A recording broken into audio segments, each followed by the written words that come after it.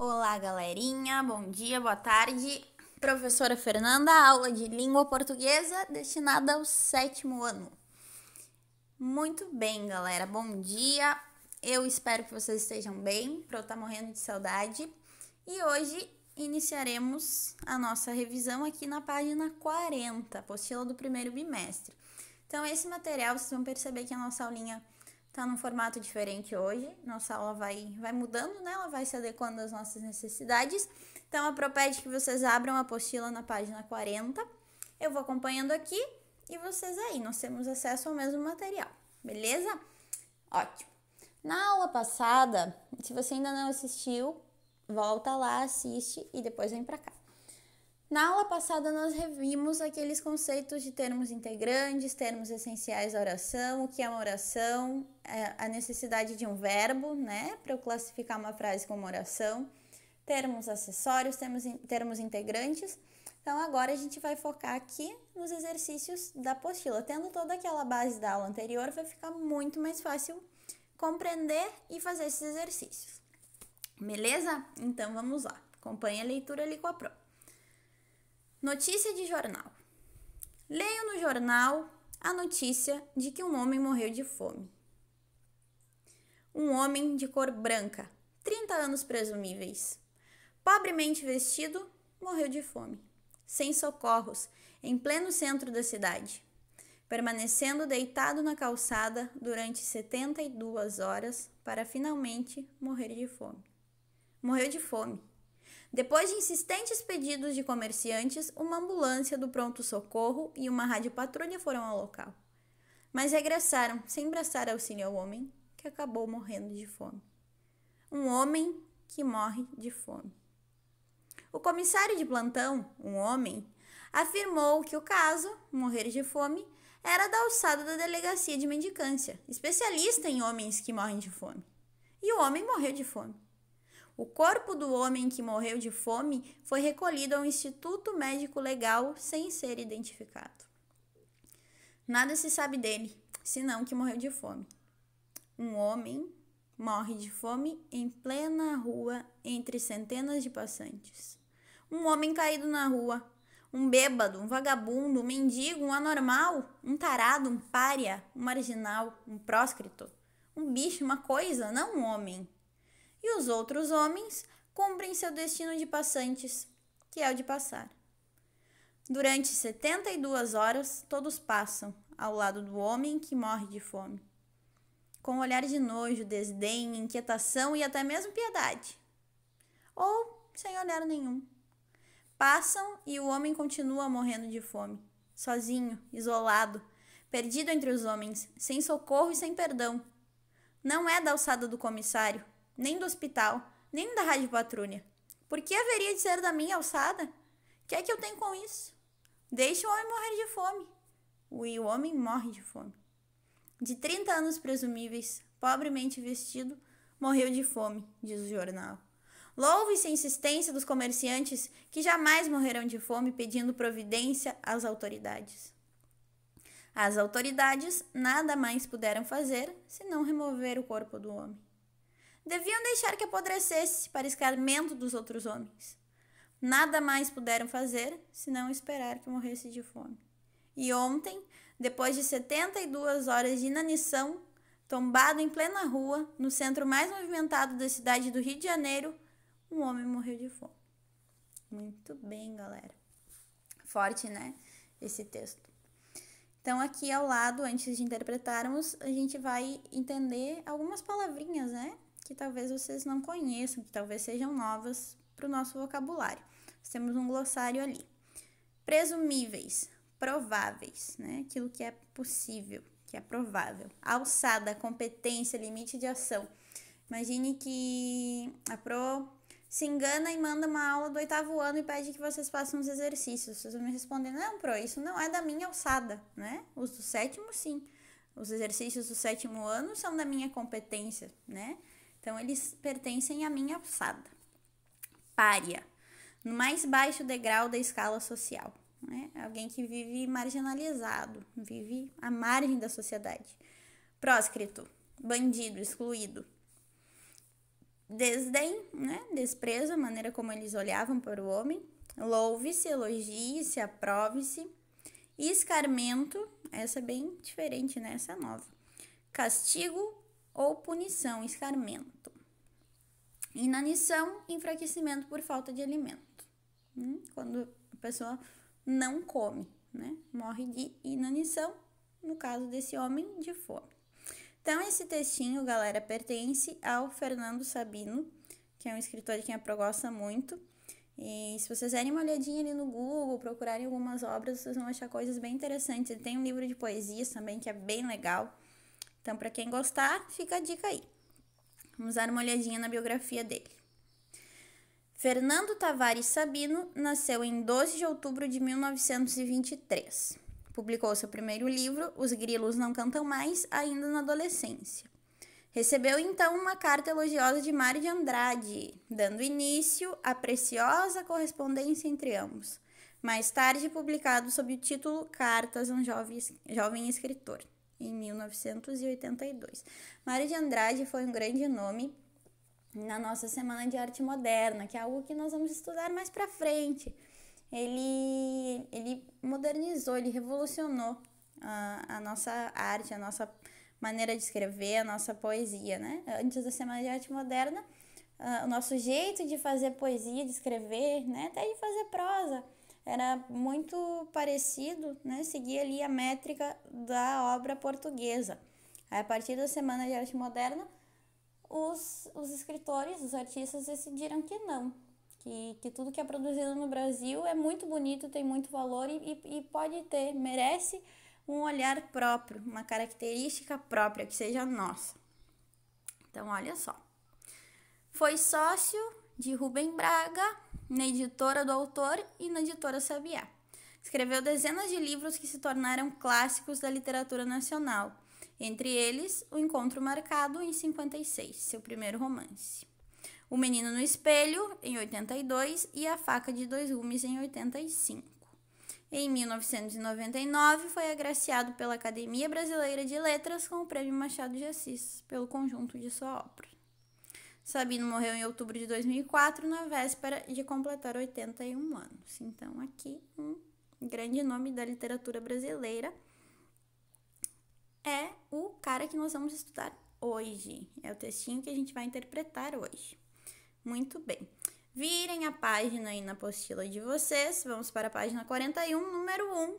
Qual é o assunto do texto notícia de jornal? Fácil, né?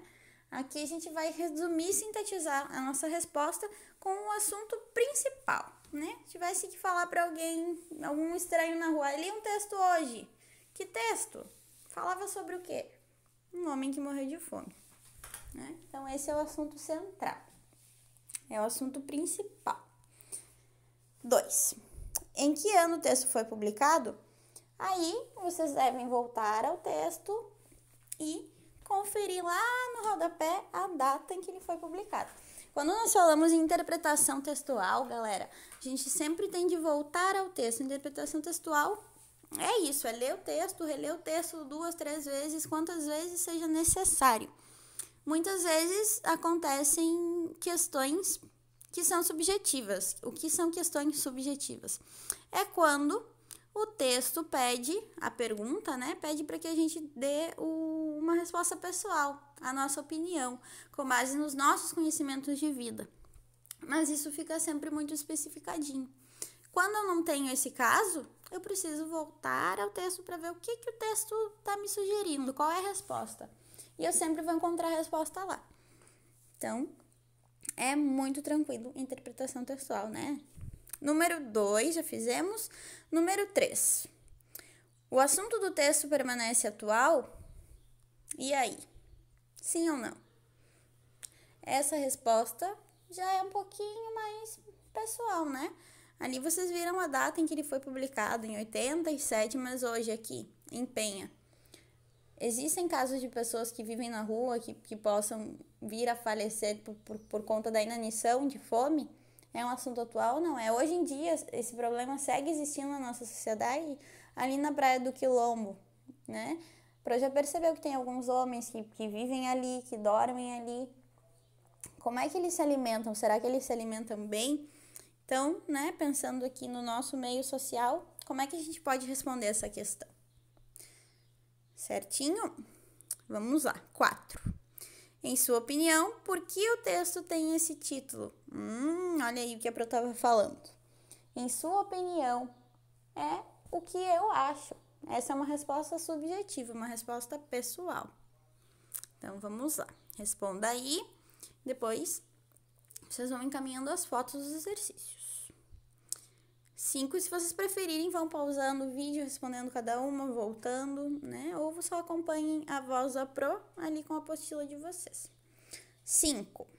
Nesse texto, a expressão morreu de fome se repete várias vezes. Qual é o objetivo dessa repetição? Por que o autor insiste nisso? Ele poderia simplesmente dizer, o homem morreu. A gente já sabe que foi de fome, né? Lá no começo ele já fala. Leio no jornal a notícia de que um homem morreu de fome. Não precisaria ele repetir, mas ele faz questão. Por quê? Qual é a ênfase que ele pretende dar ao texto fazendo essa repetição? O que a gente tem claro com isso? Pense e responda lá. 6. O texto expõe a reação da sociedade diante do fato narrado. Registre trechos do texto que revelam essa reação. Como é que a sociedade se comporta em relação a esse homem? O que as pessoas que estão ali, que estão vendo que ele está mal, que ele vai morrer de fome, fazem a respeito? Me diga, como é que elas se comportam? Mas aí, repare, olha só o que a pergunta pede para a gente justificar com expressões do texto. Volta ao texto e encontra expressões que nos digam como é que elas se comportaram. Certo? Muito bem. 7. Esse texto é uma crônica. Ok, galerinha? Ali tem um quadradinho laranja que explica o que é uma crônica. Texto narrativo curto, de linguagem simples, que em sua maioria narra acontecimentos do cotidiano. Então, crônica, lá no primeiro dia de aula, eu ler com vocês uma crônica, lembram? O dono da bola, o menininho que não queria emprestar bola de futebol. Lembram desse texto? Isso é uma crônica. Então, a crônica é um textinho curto que faz uma crítica, geralmente com humor, nesse caso não. Mas tem muitos autores que utilizam humor. Luiz Fernando Veríssimo usa muito o humor para criticar as situações do nosso dia a dia. Uma briga de vizinho, uma compra que foi esquecida no mercado, coisas assim. Então, a crônica faz isso, faz críticas severas também, como nesse caso. Repare que o objetivo da crônica é criticar, né? Criticar. Então, ela deixa clara a ideia do autor a respeito de determinado assunto. Ela deixa o leitor perceber ali, ela deixa certas minúcias que nos permitem entender o que aquele cara que escreveu pensa a respeito daquele assunto. Veja. 7. A crônica, notícia de jornal, é um texto literário. Contudo, relata um fato que pode ter sido noticiado em jornal. Ou seja, o assunto abordado nessa crônica poderia ter gerado uma notícia. Escreva um texto relatando o mesmo fato, excluindo todos os possíveis comentários, julgamentos e opiniões sobre a situação, como se fosse uma notícia. Eu pedi para que vocês acompanhassem lá no livrinho de vocês, porque o de vocês, o livro do aluno, não está abrindo hoje no Positivo On. Mas acompanhem lá, não vale olhar a resposta aqui, a sugestão, né? Essa não é a resposta correta, é só uma sugestão. Então, galera, veja, esse texto não é uma notícia, né? Porque a notícia, ela deve ser o mais imparcial possível. A notícia não pode deixar transparecer a crítica daquela pessoa, o que aquela pessoa pensa a respeito, né? Ela até deixa, mas é muito mais sutil. Aqui, não, na crônica a gente tem clara qual é a opinião dele. Por que ele repetiu tantas vezes um homem morreu de fome, um homem morreu de fome? Louve-se. Olha como ele está sendo irônico lá, quando ele fala louve-se a insistência dos comerciantes que ligaram pedindo ajuda. Eles poderiam, né? Aí a gente vê que eles poderiam ter auxiliado ali, né? Talvez dado comida, né? Um prato de comida resolveria o problema desse homem. Então, é essa crítica que o autor faz. Já numa notícia de jornal, isso não pode acontecer. Numa notícia de jornal, nós temos de ser o mais imparcial possível. Então, na 7, vocês devem escrever esse texto como se ele fosse uma notícia, né? De maneira sintética, ali mais curtinha e sem a opinião do autor. Tranquilinho? Tô ansiosa para ler o que vocês vão fazer aqui. Estrutura da oração na próxima página. Estrutura da oração, então temos ordem direta e ordem indireta. Como vimos lá na aula passada, é nada mais que um joguinho, que um quebra-cabeça. A Pro tem aqui um exemplo de ordem direta e indireta.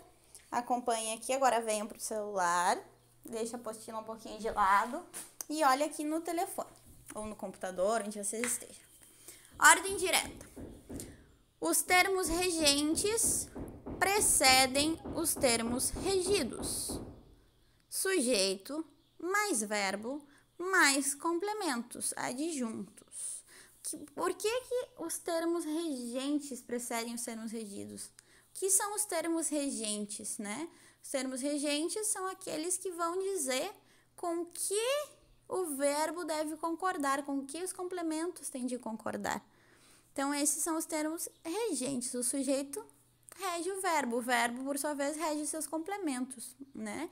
Se eu tenho um sujeito no singular, o verbo vai estar no singular. Veja só, Alice estudou toda a matéria durante a manhã.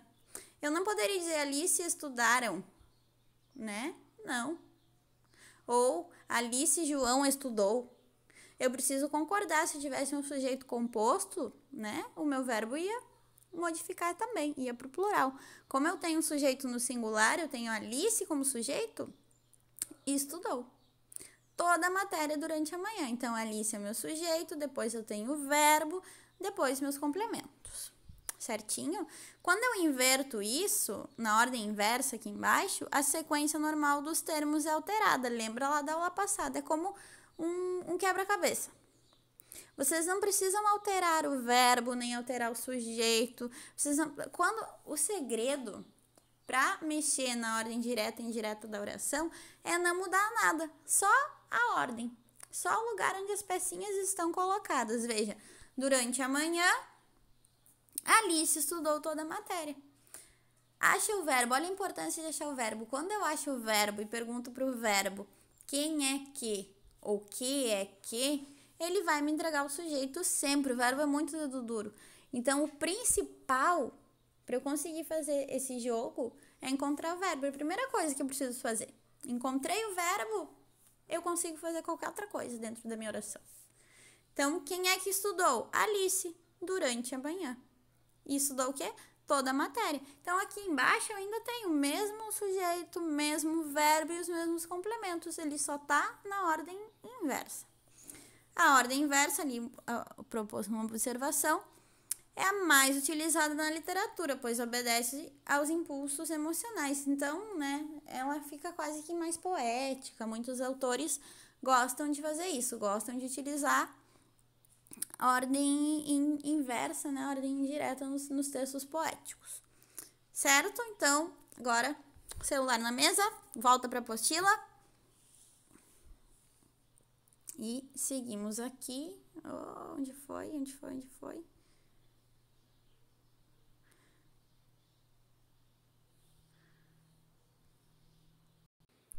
Seguimos na página 42. Número 8. Essa prova vai fazer com vocês, depois vocês fazem as demais sozinhos.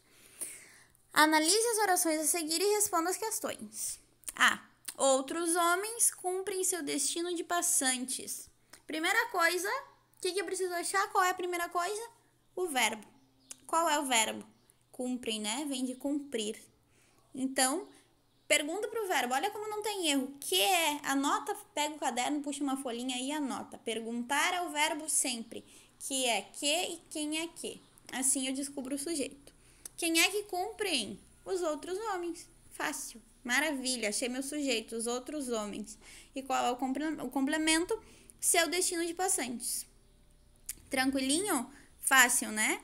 Agora aqui me diga, qual é a ordem da estrutura da oração? É direta ou indireta? O sujeito vem primeiro? Se vem primeiro, eu tenho uma oração em ordem direta. Agora faça lá a B e a C. Essa vocês conseguem fazer sozinhos muito tranquilamente. E a prova vai ficar disponível aqui para que vocês me mandem dúvidas e mandem fotos dos exercícios e a gente segue conversando ao longo da manhã, né? Ao longo da tarde. 9. Reescreva as orações da atividade anterior, mudando a ordem do sujeito, do verbo e do complemento. Então, olha só, aqui nós temos as mesmas frases lá de cima e vocês têm que alterar, têm que fazer esse joguinho, né? Colocar o sujeito lá no meio, complemento antes. Como é que eu faço isso? Cuidado para não modificar o tempo verbal. Não precisa mudar nada ali nas palavrinhas, só alterar a ordem. O meu sujeito permanece o mesmo, o meu objeto direto, né? Quando o verbo permanece o mesmo, o complemento é o mesmo. Eu só modifico a ordem. Tranquilo? E a 10.